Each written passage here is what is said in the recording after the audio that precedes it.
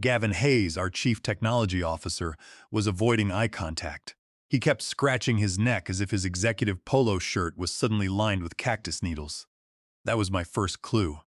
When you spend 3 years building a company's entire technical core, you learn to read the room. The air in the conference room felt heavy, smelling of stale coffee and corporate insincerity.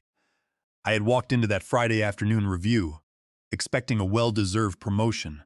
Instead, I found myself sitting across from Gavin and Donald Croft, our vice president of engineering, who were wearing identical expressions of forced sympathy. They looked like two men about to tell a kid that their dog had gone to live on a farm. My stomach dropped faster than the staging environment Todd Higgins once destroyed while trying to optimize database queries. Donald cleared his throat, adjusting his glasses. He started talking about shifting paradigms, cross-functional synergy, and aligning my role with the new organization vision. The words floated across the glass table like plastic bags in a light breeze. None of them meant anything. When the corporate jargon cleared, the reality hit me.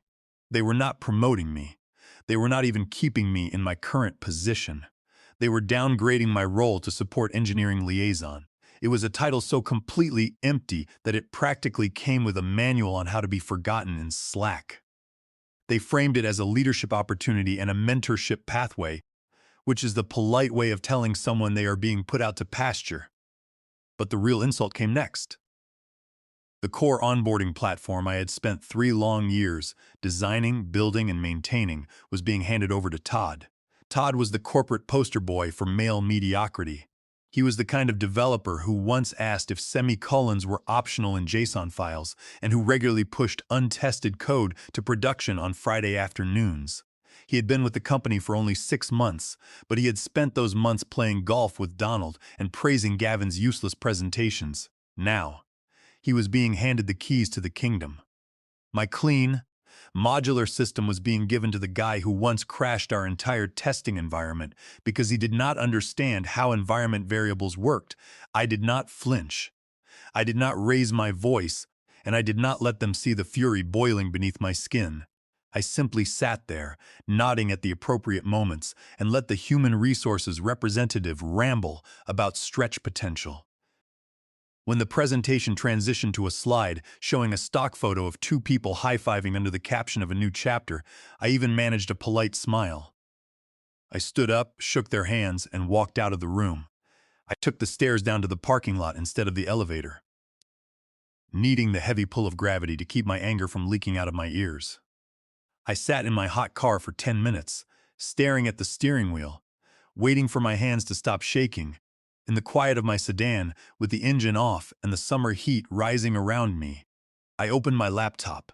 I logged into our private internal system. That was when I realized something incredibly important. In their absolute rush to push me aside, Gavin and Donald had completely forgotten to revoke my administrative permissions. My credentials were still active, my security tokens were valid, and the master access keys to our deployment pipeline were still residing on my local machine. It was a classic corporate oversight. They were so focused on the politics of the demotion that they forgot the basic rules of system security. I closed the lid of my computer with a soft click.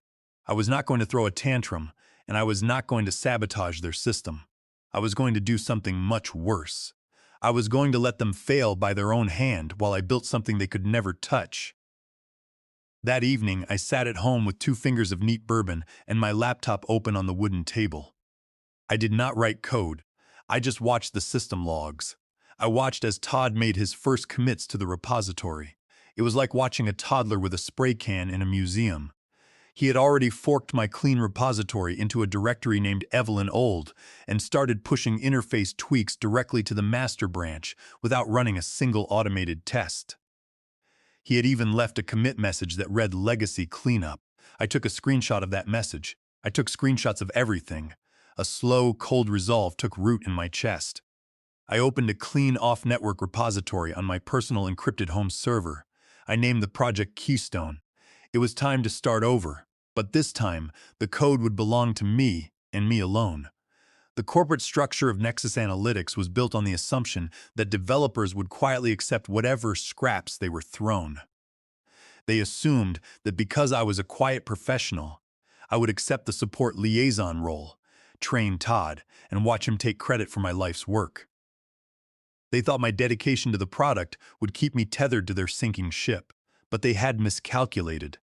They had confused my silence for compliance and my professionalism for weakness.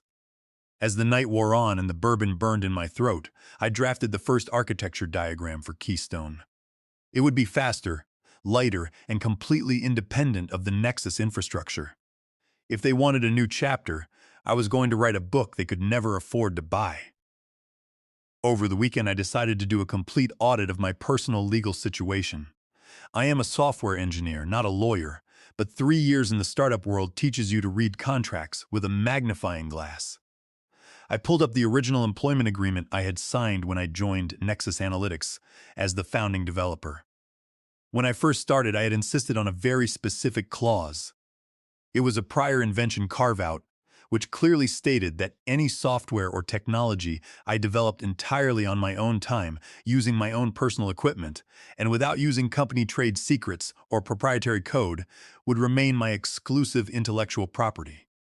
I remembered signing that document in the presence of our first operations manager, and I had kept a physical photocopy of the signed page in my filing cabinet at home. However, when I logged into the company's human resources portal to download my digital personnel file, I noticed something that made my blood run cold. The document uploaded in their database was different. The prior invention carve-out had been completely stripped out and replaced with a sweeping, all-inclusive intellectual property assignment agreement that claimed ownership over everything I created, 24 hours a day, 7 days a week, for the entire duration of my employment. My signature was on the final page, but the alignment of the text was slightly off, and the digital signature block had a timestamp that did not match the date of my onboarding. I sat back in my chair, staring at the screen as the realization washed over me. Donald Croft had forged my contract. He had taken the signature page from my original document and attached it to a generic, predatory agreement to cover his own tracks. It was a breathtakingly stupid move, and it was exactly the kind of shortcut Donald loved to take. He had edited the document metadata, leaving a digital trail that pointed directly to his corporate user account. Even worse for him, the digital signature stamp they used in the document belonged to a software provider that Nexus Analytics had not even contracted with until 2 years after I started working there.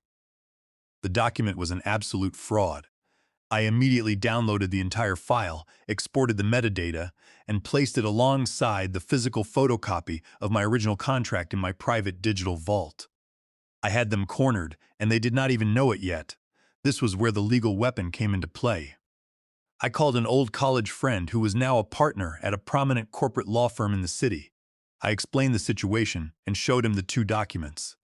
He laughed, a short, sharp sound that told me everything I needed to know. He explained the legal doctrine of void ab initio. Under United States contract law, a document that is forged or created through material fraud is void from the very beginning. It does not require a court order to become invalid. It is legally treated as if it never existed at all. The forged intellectual property assignment was a nullity. The only valid contract between myself and Nexus Analytics was the original one containing my prior invention carve-out. This legal doctrine was my shield and my sword. Because the forged document was void ab initio, the company had zero legal claim over any software I developed on my own time and equipment. They could not touch Keystone. If I built a new platform from the ground up, using my own personal hardware, my own electricity, and my own independent design principles, it was mine. I could sell it, license it, or give it to their competitors, and they would have absolutely no legal grounds to stop me. The realization was incredibly liberating. I was no longer a victim of a corporate demotion. I was an independent contractor building a superior product, and my current employers were paying me a support liaison salary to sit in their office while I did it. I began working on Keystone with a renewed sense of purpose. Every night from 8 in the evening until 2 in the morning, I sat at my desk and wrote code. I did not copy a single line from the Nexus repository. I had no need for their code. My original code was cluttered with legacy fixes and adjustments that Gavin had forced me to make over the years. Rebuilding it from scratch allowed me to write a pristine, elegant system. I eliminated all the unnecessary dependencies, optimized the database queries, and implemented a much faster asynchronous task queue. Keystone was turning into a masterpiece of engineering. It was the system I had always wanted to build, free from the interference of managers who thought technology was something you bought at a golf club. I spent hours during the weekend sitting in the quiet corner of my study, looking out the window at the rain. The streetlights cast long reflections on the wet asphalt, reminding me of the night shifts I had pulled when we were launching our first beta release. Back then, Donald had promised me that my hard work would be rewarded with significant equity, a promise that now felt like a cruel joke. I realized then that my dedication had been a currency they spent, without hesitation, while they planned to lock me out of the profits. But as I wrote the new asynchronous engine for Keystone, my feelings of resentment melted away, replaced by the pure joy of creation. I was no longer building a tool to line their pockets. I was coding my own freedom, line by line, on a machine they would never control. By Monday morning, the transition phase had officially begun. We had a daily meeting scheduled at 8:30, which was Gavin's idea of showing leadership. Todd Higgins showed up 9 minutes late to the first session, carrying a green smoothie and looking like he had just rolled out of bed. He sat down, opened his laptop, and flashed a grin that made me want to grind my teeth. He called me Sensi and asked if I was ready to pass on my wisdom. I did not say a word. I simply opened the documentation I had been forced to write. It was a sanitized, basic guide that explained the surface-level functions of the system. I had left out all the custom workarounds and unique optimization tricks I had developed to keep the platform running under heavy loads. During the meetings, Todd struggled with the simplest concepts.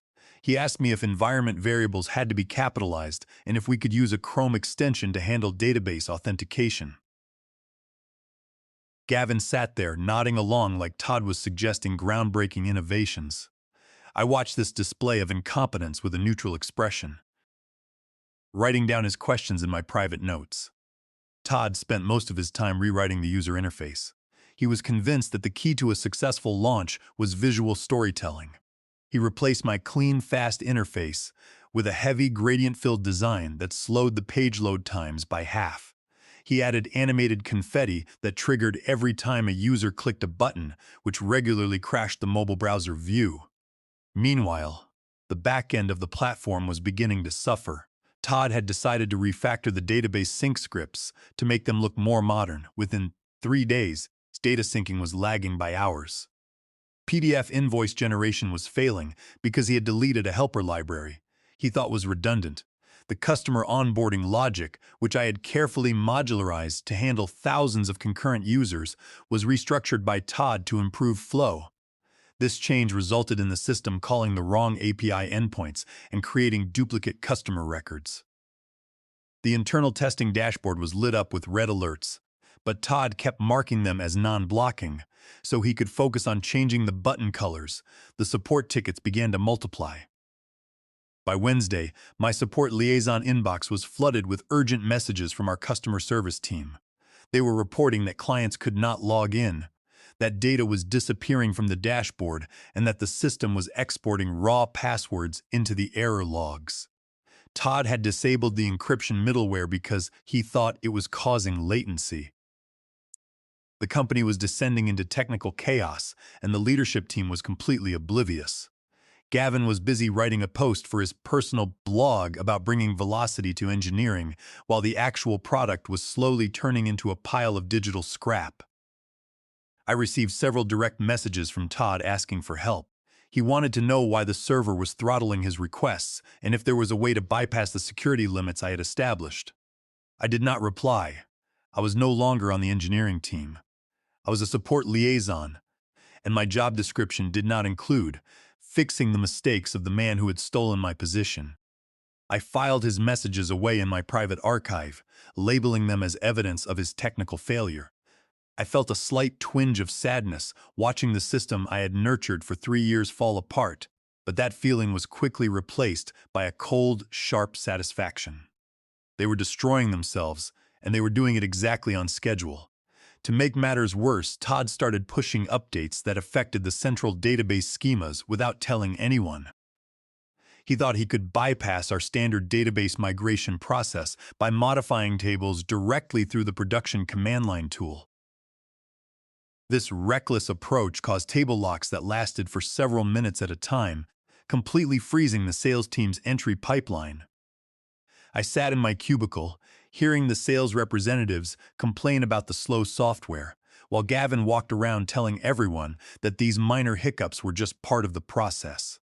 He kept repeating his favorite slogan about breaking things to move fast, oblivious to the fact that they were breaking the very foundation of their product.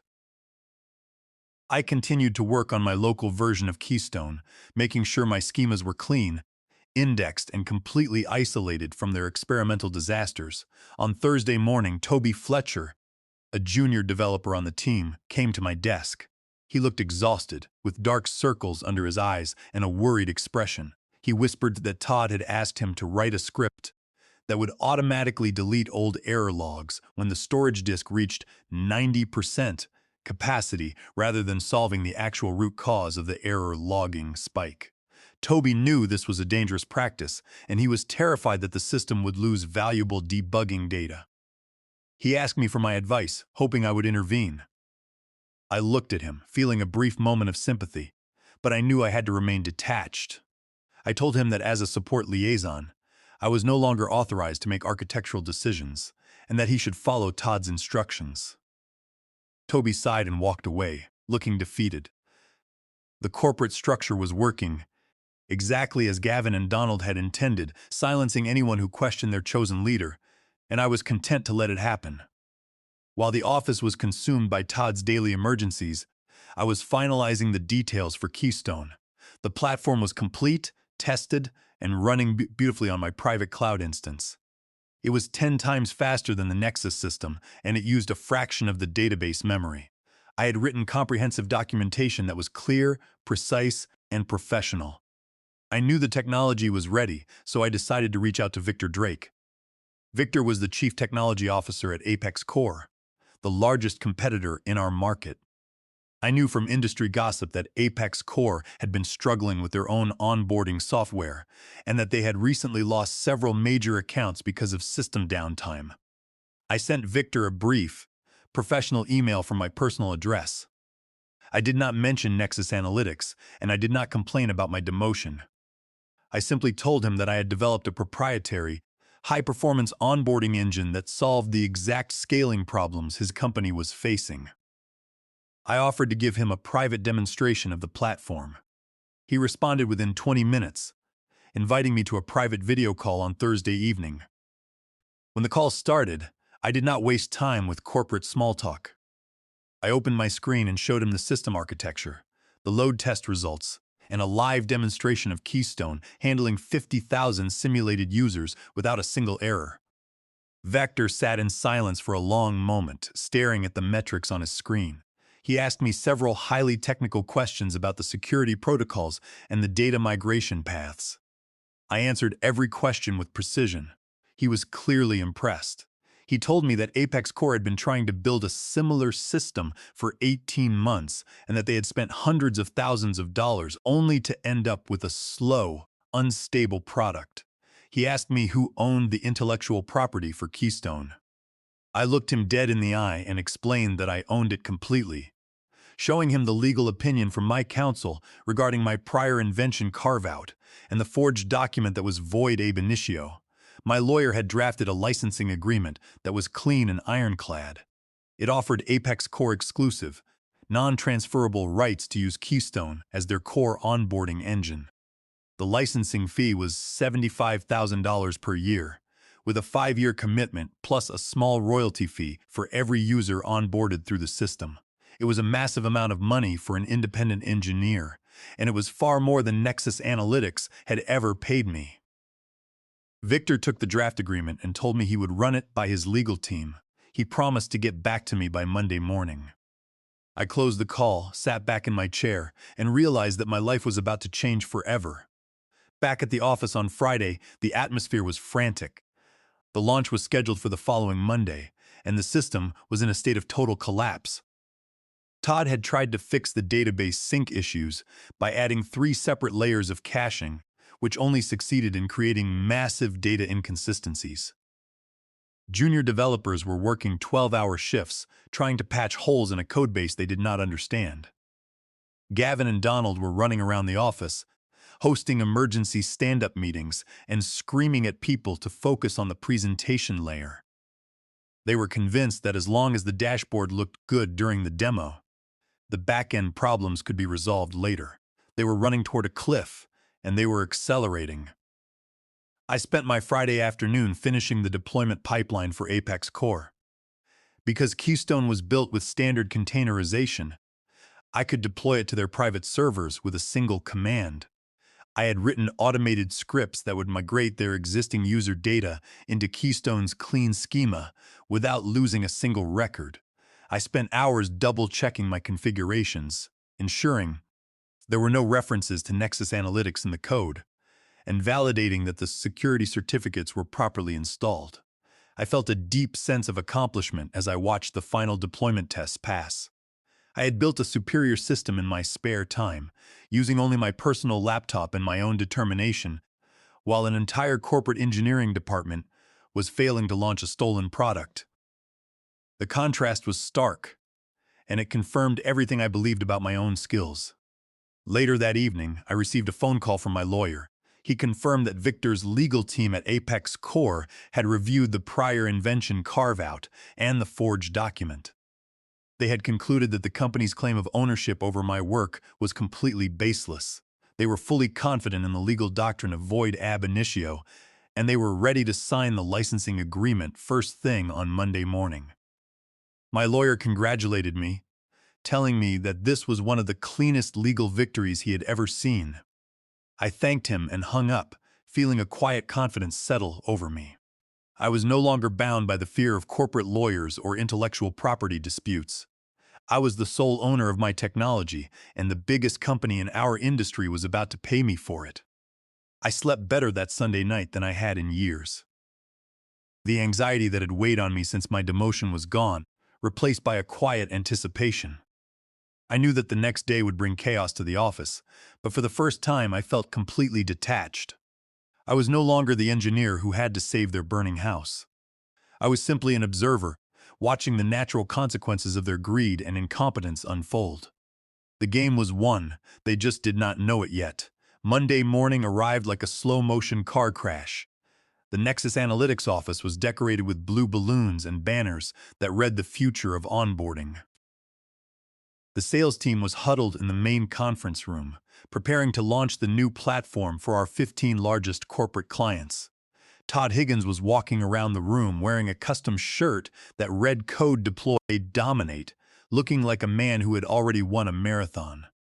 Gavin and Donald were standing by the coffee machine, talking loudly about the press releases they had prepared for the industry blogs. I sat at my desk in the corner, my monitor showing the system logs, waiting for the clock to strike 9. The moment the platform went live, the servers began to scream. The CPU usage spiked to 100% within 3 minutes. The database connection pool was exhausted almost instantly, leaving hundreds of users staring at loading wheels that never stopped spinning. Because Todd had disabled the data validation middleware, the system began to mix up user records. A major client logged in and was presented with the private financial data of their direct competitor. Panicked phone calls started flooding the customer service desk. The sales team's presentations collapsed as the software refused to generate onboarding packets, showing raw database errors on the screen instead of client documents. I watched the chaos unfold in silence. Donald was shouting at Todd in the hallway, his face turning a deep shade of crimson. Todd was sweating through his custom shirt, desperately typing commands into his terminal and trying to deploy hotfixes directly to production, which only caused more database locks. Gavin was on the phone with the chief executive officer, stammering explanations about unexpected traffic spikes and network anomalies. In the middle of this disaster, my phone buzzed. It was an email from Victor Drake at Apex Core. The legal team had approved the contract. The digital signatures were complete, and the initial payment of $75,000 had been wired to my account. Keystone was officially licensed, and my transition was complete. I packed my personal belongings into my backpack. I did not say goodbye to Gavin, Donald, or Todd. I walked out of the glass-walled office, took the elevator down to the lobby, and walked out into the cool morning air. I drove to Miller's Diner, a quiet spot 6 blocks away, and ordered a slice of warm cherry pie and a cup of black coffee. I sat in a vinyl booth, watching the traffic pass by, feeling the weight of the last 3 years lift from my shoulders. I opened my laptop one last time, logged into my corporate email account, and drafted a brief message to Human Resources. I stated that I was resigning from my position as support engineering liaison, effective immediately. I attached a copy of my original employment agreement and the legal opinion from my attorney regarding the forged document. I added a note explaining that the intellectual property assignment agreement in their database was void ab initio due to forgery, and that all further communication regarding this matter should be directed to my legal representation. I hit send, shut down the laptop, and placed it in my bag. Across town, Nexus Analytics was facing the worst disaster in their corporate history. With their launch ruined, their clients furious, and their core architecture in pieces.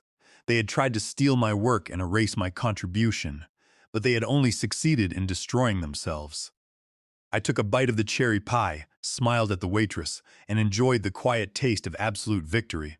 As I finished my coffee, I received one last Slack notification on my personal phone from a former colleague. He sent me a screenshot of the main engineering channel, where Donald was asking if anyone had Evelyn's personal phone number or if anyone knew how to restart the asynchronous worker queue. The channel was a wall of panic, with sales directors demanding updates and customer support agents reporting that major clients were threatening to cancel their contracts. None of it was my problem anymore. I disabled the application on my phone, deleted the corporate workspace, and took a deep breath of the fresh morning air. I had spent 3 years building their foundation, and they had decided that my contribution was worth less than Todd's golf games. Now they had to live with the consequences of that choice. The diner was quiet, smelling of bacon and maple syrup, a stark contrast to the high-pressure environment of the office I had just left. The waitress returned to refill my coffee cup, noticing the relaxed smile on my face. She asked if I was having a good day, and I told her that I had just finished a very long project. She smiled and said that there was nothing better than completing a hard piece of work. I agreed with her, realizing that the real reward was not just the licensing fee or the satisfaction of watching the launch fail. The real reward was knowing that my engineering skills were real, that my code was valuable, and that I had the courage to walk away from a system that tried to erase me. I paid the bill, left a generous tip, and walked out into the sunshine, ready to start my new chapter as an independent developer.